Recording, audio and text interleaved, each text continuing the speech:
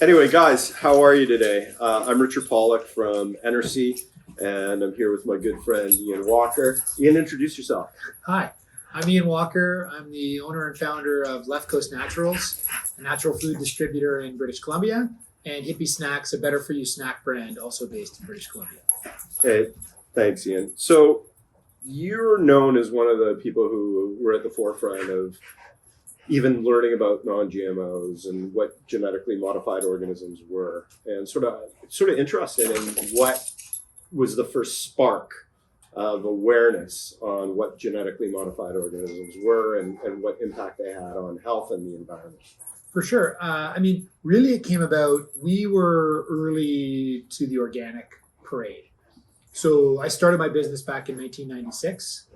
By 1998, we were certified organic, and we had to do it through the California standard because there wasn't even US standards or Canadian standards yet.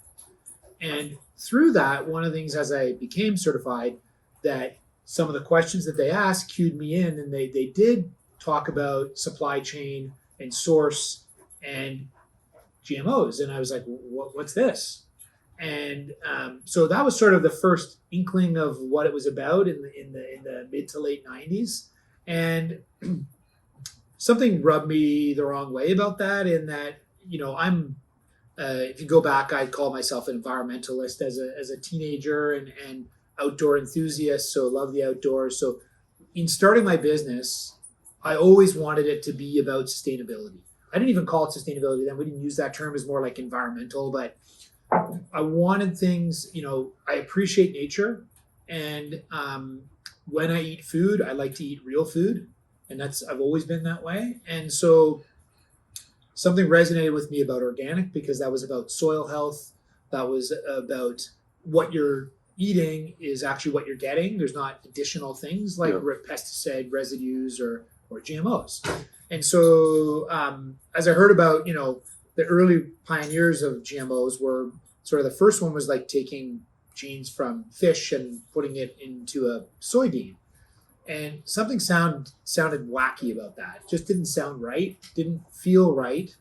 And it felt a little like humans trying to, play God kind of thing.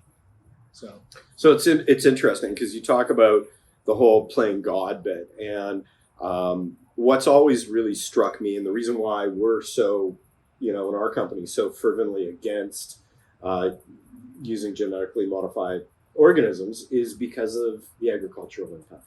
And the agricultural impact from our perspective that you sort of lead into with playing God is, I believe it's Mother Earth's God-given right to all of the farmers of the planet to be able to reap the seeds that they've sown. And with big pharma, for the most part, owning patents to these seeds, it becomes impossible for that true type of farming to really take place, and it puts us all at the behest of big pharma in many ways. Well, it's funny. I had a little splash of anger there as you're talking, because it's, I don't like the idea of companies owning life, and seeds are life. I agree. So the idea of being able to patent what Mother Nature already made, essentially, with some teeny weeny tweaks, really starts to block whole sections of population out of things that they need to survive, which is, seed and soil health. The other part is that, especially if you go to the early movement, part of the reason that they genetically modified was so that they could spray the crops more heavily. Does that sound like a good idea to you? Got our dog interrupting us. Exactly. From the perspective of saying, okay, we're going to increase the pesticide use, but in order to do that, we have to genetically modify these seeds. One of the things that you have to Frankenstein this soybean so it can take more chemicals. So let me ask you this: a lot of people will say to me, we've been modifying fruits and vegetables and flowers and even dogs for hundreds of thousands of years. What's different about? Oh, it's so different. This drives me bonkers. Yeah. Okay. So let's talk a little bit about that. Nature cross-pollinates and crossbreeds all the time.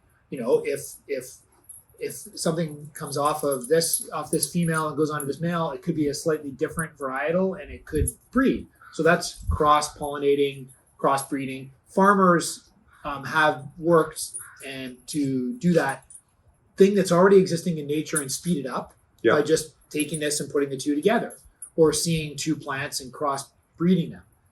But you are only taking the natural plants. When you do GMOs, you're going into the genetic structure and playing around with genetic structure.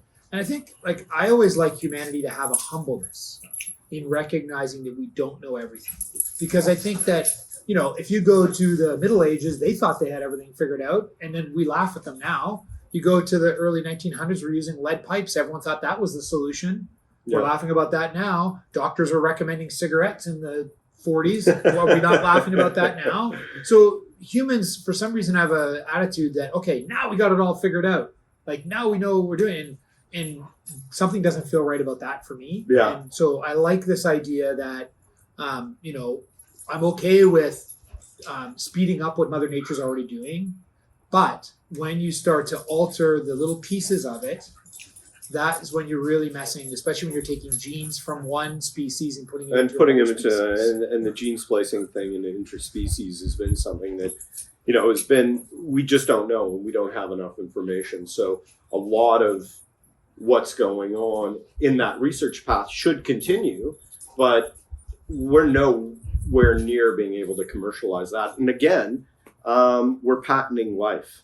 And I think that it's something that's so morally abhorrent to be able to patent life. I mean, the only owner of the seeds or the genetics of our planet is Mother Earth herself. Yeah. So, yeah. And I think, one of the things that comes up when you talk about this stuff is that, people will jump to you're anti-science. Well, I'm not anti-science at all. Like, I think, dude, I'm a science geek. I know. I mean, I think there love needs. it. I've seen you. You love your Scientific America, and all the magazines. So, New Scientist, shout out there, hashtag. So, but so I am in favor of progress, but I also think that there have been a ton of learnings that have been practiced over hundreds and thousands of years that we need to make sure that we reap the benefits of those first. So organic agriculture has been practiced for a long time. So, using on-farm inputs and crop rotation and cover crops, and these have millennia of history to prove that it can create great yields. So why are we trying to go to something else that may not even do as great a job? Yeah. And that being said, I think that there's lots of science that can then test these things. I think maybe someday they'll get to the point where they have tested it, have make sure we do understand enough. Problem is, I don't think that humans as a species have the humbleness to recognize when they don't know things. Well, and I mean, I think that in every sector of life, that we don't have that humbleness, and it does come down. I mean, even during this pandemic, we did not have the humbleness to recognize that we just didn't know. So, we started going on feelings as opposed to facts. Yeah. And that's really, where I think both of us sit on the non-GMO issue, is that there's just not enough fact to verify that, number one, it's beneficial. And in many ways, it's the opposite of beneficial, particularly, as you said, for whole swaths of socioeconomic groups.